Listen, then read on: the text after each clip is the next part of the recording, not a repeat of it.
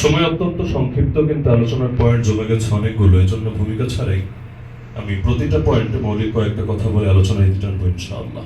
এক নম্বর বিষয় হলো, আমাদের বাংলাদেশে সামরিক কোনো আগ্রাসন এখন চলছে না, কিন্তু প্রতিদিন সাংস্কৃতিক আগ্রাসন চলছে।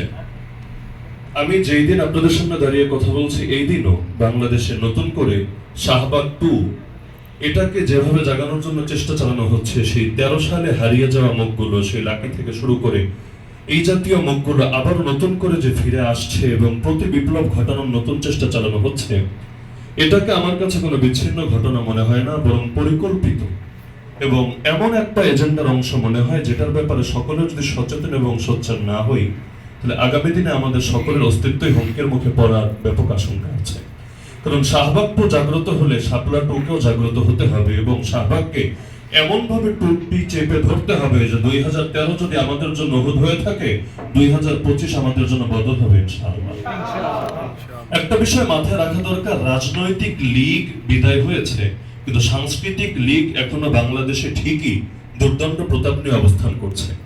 রাজনৈতিক লীগকে বৈধতা দিয়েছে সাংস্কৃতিক লীগ। যেমন আওয়ামী ফ্যাসিবাদের যে বিশাল জাগরণ এই বাংলার মাটি দেখেছে, এটার পেছনে শাহবাগের অবদান যে কত বেশি ছিল, এটা 2013 আগ থেকে যারা রাজনীতি করেন অথবা অন্তত যারা এই হালতগুলোকে চোখের সামনে থেকে দেখেছেন, তারা সকলে অনুভব করার কথা। তো এখনো পর্যন্ত যদি আমরা এই সাংস্কৃতিক লীগকেও বিদায় করতে না পারি, এগুলোর মূলোৎপাটন করতে না পারি, তাহলে এক ফ্যাসিস্ট বিদায় হয়েছে, রাজনৈতিক ফিল্ডে আরো নিত্য নতুন ফ্যাসিস্ট আরো আমদানি হতে থাকবে। কারণ ফ্যাসিস্ট ব্যক্তি বিদায় হলেও ফ্যাসিজম এর প্রজনন কেন্দ্র বন্ধ করতে পারি নাই। আমি নাম এখানে মেনশন করতে চাচ্ছি না যে প্রজনন কেন্দ্র কোনটা এবং কারা, কিন্তু প্রজনন কেন্দ্র যেহেতু বাকি আছে, এক ফ্যাসিস্ট গেলে আর এক ফ্যাসিস্ট এসে বসবে না, এর গ্যারান্টি কে বা দিতে পারে? সুতরাং সাংস্কৃতিক আগ্রাসনকে অবশ্যই রুখে দিতে হবে এবং সংস্কৃতি চলে রাজনীতির পিঠে ভর করে।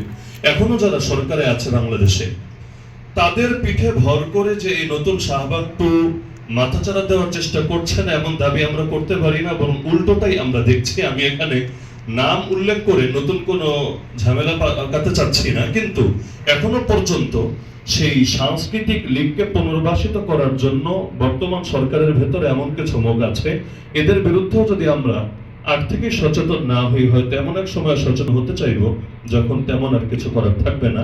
এজন্য বলতে পারেন যে আমরা প্রবাসে আছি, প্রবাস থেকে করতে পারবো। এখন দুনিয়া সহজ, গ্লোবালাইজেশনের কারণে দুনিয়া হাতের মুঠোয়। সুতরাং আমরা কে কতটুকু কি করতে পারি, এটা নিয়ে অবশ্যই ফিকির করা দরকার। প্রবাসে না, দুনিয়ার যে কোনো গর্তের ভেতরে থেকেও এখন বৈশ্বিক জাগরণের ক্ষেত্রে প্রত্যেকে অবস্থান রাখতে পারে এবং রাখার ব্যাপক সুযোগ আছে। কুল্লুকুম রাঈন ওয়া কুল্লুকুম মাসউলুন আন রাইয়াতিহি।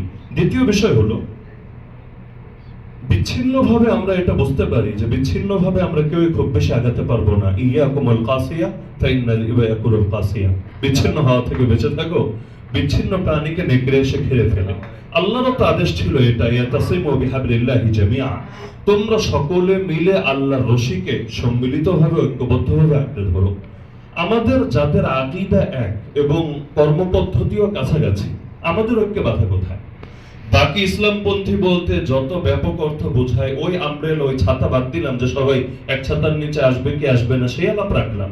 এবং জমিয়াতে উলামা ইসলামের কেন্দ্রীয় নির্বাহী সদস্য হুজুর যে 3টা পয়েন্টে কথা বলেছেন, আমার কাছে নোটও নেওয়া আছে। এর মধ্যে শেষ পয়েন্ট এটাই ছিল যে ইসলামী ঐক্যের নামেও অথবা বৃহত্তর ঐক্যের নামেও এমন কিছু না হোক যেটার কারণে পরবর্তীতে সকলের আবার নতুন করে মাথা ব্যথার কারণ হয়, নতুন করে চিন্তা করতে হয়, সেটা বাদ দিলাম। কিন্তু যাদের আকীদা এক এবং পথ পদ্ধতি কাছাকাছি, তাদের ঐক্যে বাধা কোথায়? এখনো যদি আমরা এটা না বুঝি যে আমাদের বিপক্ষে বাতিল ঐক্যবদ্ধ হয়ে গেছে, এমন ঐক্যবদ্ধ যার ভবিষ্যৎবাণী আল্লাহ রাসূল সাল্লাল্লাহু আলাইহি ওয়াসাল্লাম করে গিয়েছিলেন, ইউশিকুল উমাম আন তাদা আলাইকুম কামা তাদা আল আকালাতু ইলা কাসাতিহা। লম্বা হাদিস, পুরো হাদিস আমি এখানে উল্লেখ করছি না। তো আমাদের বিরুদ্ধে বাতিলরা যেহেতু এক, আমাদেরকে ওদের বিরুদ্ধে এক হতে হবে। যদি এক না হই, না আপনি থাকবেন, না আমি থাকবো, না আমরা কেউ থাকবো, সকলের অস্তিত্ব যখন হুমকির মুখে পড়বে, ঘরের চারদিকে যখন আগুন লেগে যাবে, তখন আর আফসোস করে কোনো লাভ হবে না। সুতরাং আমি মনে করি যে যাদের আকীদা এক, তারা অন্তত ঐক্যবদ্ধ হয়। আমি শুধু নির্বাচনে এই এত সংক্ষিপ্ত ঐক্যের কথা বলছি না, নির্বাচনের ঐক্যতা একটা খাস বিষয়, আমি ব্যাপক কথা বলছি। অন্তত আর কিছু যদি নাও হয়, কেউ যদি কারো পথে বাধা না হয়, একজন যদি আরেকজনের বিরুদ্ধে প্রোপাগান্ডা না ছড়ায়, সে এই সে অমুকের দালাল, অমুকের এজেন্ট, অন্তত দিনের ক্ষেত্রে সহযোগী হতে না পারলাম, বিরোধী না হই, তাআওয়ানু আলাল বিররি ওয়াত তাকওয়া, আমরা নেক কাজে পরস্পরের সহযোগী হতে নাই পারলাম, অন্তত একজন আরেকজনের পথে কাঁটা না বিছাই, এতটুকু যদি হয়। যেমন ধরেন নির্বাচনে একটা ঐক্য হলো, উদাহরণ হিসাবে বলছি, একটা ঐক্য হলো এবং 300 আসনে ইসলামের পক্ষে প্রতিনিধি পাওয়া গেল। আমি তো মনে করি এমন একটা পরিবেশে যদি একজনও পাস না করে, ওরা ফারদান, আমি এটা কামনা করছি না, উদাহরণ হিসাবে বলছি, একজনও পাস না করলো, তাও তো আমি মনে করি 100% সফল। কিভাবে? আমাদের মূল লক্ষ্য তো নির্বাচনে পাশ করে কে কত বড় পদ পাবে শুধু এটা না, আমাদের মূল লক্ষ্য এখানেও লেখা আছে, খেলাফত প্রতিষ্ঠার লক্ষ্যে গণ আন্দোলন গড়ে তোলা। গণ আন্দোলন তো গণকে নিয়ে হবে, জনগণকে ব্যাপকভাবে সম্পৃক্ত করতে হবে, কারণ ব্যাপক সম্পৃক্ততা ছাড়া শুধু 10 জন 20 জন 1000 2000 লোক দিয়ে কখনো সমাজ পরিবর্তন হবে না। এই যে প্রতিটা আসনে ব্যাপক একটা দাওয়াতি কাজের যে আমরা পরিবেশ পাবো এবং এটাকে কেন্দ্র করে তৃণমূলের মধ্যে বিপ্লবের এক বীজ আমরা যে গেড়ে দিতে পারবো, রেজাল্ট আজকে নাই পাই, 10 বছর পরও তো আল্লাহ চাইলে হতে পারে। আল্লাহ রাসূল সাল্লাল্লাহু আলাইহি ওয়াসাল্লাম দাওয়াতে বীজ লাগালেন মক্কায়, চারা উঠলো মদিনায়। মক্কার নবী মদিনায় গিয়ে বিপ্লব ঘটালেন, ইয়ামানের শাহজালাল সিলেটে এসে বিপ্লব ঘটালেন। আজকে তো আবার এক আসনের লোক আর এক আসনে গিয়ে দাঁড়ালে বলবে হায় হায় সব গেল রে, আরেক জায়গার মানুষ এসে আমার সবকিছু খেয়ে দিল, আজীব ব্যাপার। তাহলে মক্কার নবী মদিনায় গিয়ে কিভাবে দিন বিজয় করলেন, ইয়ামানের শাহজালাল বাংলার জমিনে গিয়ে কিভাবে দিন বিজয় করলেন? ওই সময় নাম বেচার সময় তো এই কথা মনে পড়ে না, শুধু নিজের উপর আসলে মনে পড়ে।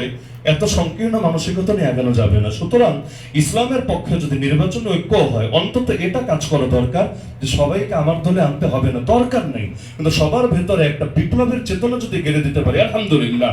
কারণ আগামী দিনে যে বিপ্লব লাগবে, চূড়ান্ত বিপ্লব, এখনো কোনো চূড়ান্ত বিপ্লব হয় নাই, এর যেটা হয়েছে এটাকে আমি বিপ্লব